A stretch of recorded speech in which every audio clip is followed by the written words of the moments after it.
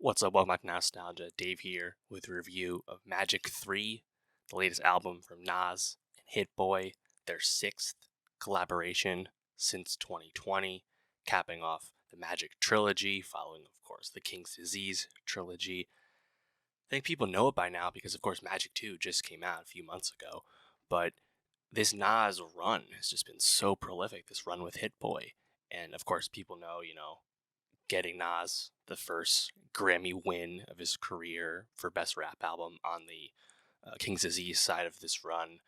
Really invigorating, one of the best MCs of all time following a true creative malaise, back in 2018, the ill-fated Nasir album that he made with Kanye, that feels like such a distant memory after the six albums we've got. And, Nas capping that off, releasing Magic 3 Thursday night on his 50th birthday. And very exciting. I think there's been a lot of talk, a lot of hyperbole, a lot of hype, a lot of excitement about this run and the run's conclusion, this year. And one thing, it's probably good that like Nas and Hit Boy are like capping it off and calling it where they are, because again, Nas is 50. We don't have much of a track record for rappers staying this active. Of course, he sounds genuinely very refreshed, very energetic, very fun on the mic. I'm sure he could have kept it going, but all good things come to an end. Sound like a good as place as any. Six albums, 3 years. It's wild. I think all the hype, right, about like Nas and whether this boasts his standing in your rap pantheon and things. I don't know. I feel like that standing was pretty much secure before any of this happened, if we're being honest, with Illmatic and Stillmatic, and it was written and everything, of course, in the 90s. However, I do think this run boosts Hit Boy's standing a little bit, or at least is perhaps is serving as like a retrospective for like how we think about Hit Boy. I would say that this 6 album, 3 year run Hit Boy has done with Nas is actually probably the signature achievement of Hit Boy's career as a hip hop producer. I think just kind of the totality of this and the general excitement and reception to this whole run probably puts it above his work with Good Music. And, Kanye back, 10 plus years ago. I know that sounds a little blasphemous, but I think in terms of what stood the test of time, I think it's a conversation now. It's interesting. Obviously this is the second most significant thing, at the very least, that Hit Boy's done after everything he did with Kanye when he really kind of came into his own. So either way, very exciting. I think Magic 3, it doesn't really do anything we haven't got before with this run, but I think that's okay. Also, then again, probably a sign of it's probably time to stop. In a sense, these albums are kind of low stakes, where like they're fun, they're fully formed, of course, full length. This one's 15 songs, 46 minutes, but again, like I think just like the energy that Nas brings, he sounds fresh.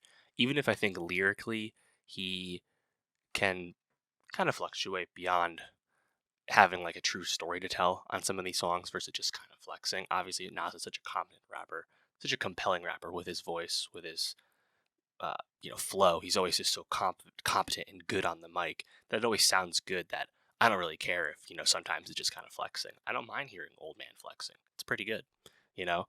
And Hit Boy, you know, there are songs where like he will really shine. There'll be songs where there's like multiple beat switch ups, or like the vibe of the song will like totally switch. And Nas and him have such good chemistry at this point that Nas will then like switch up his flow and match the switch up on the beat.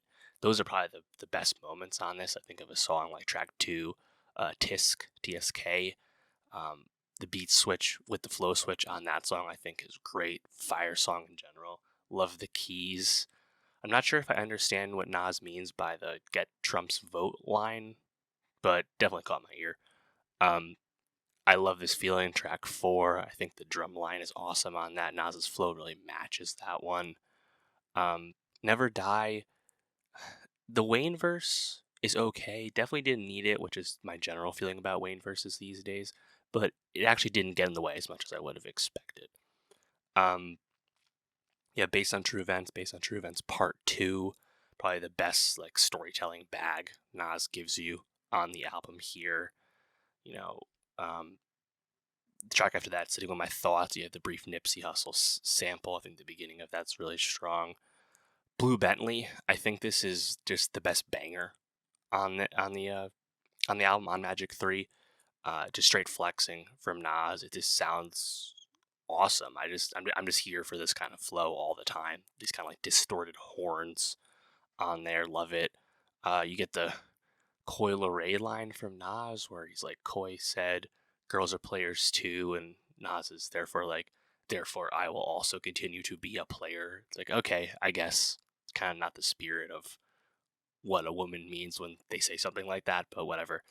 Um,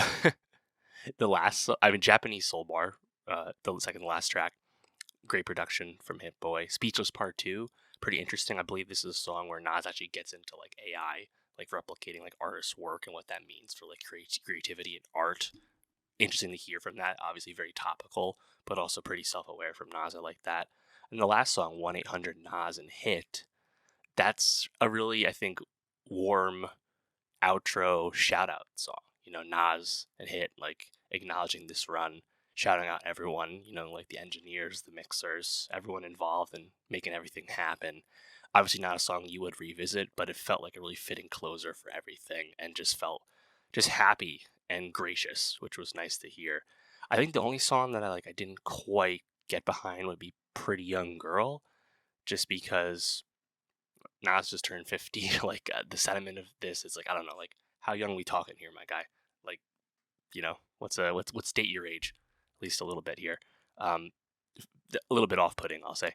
But overall, like, unsurprisingly, Nas goes hard.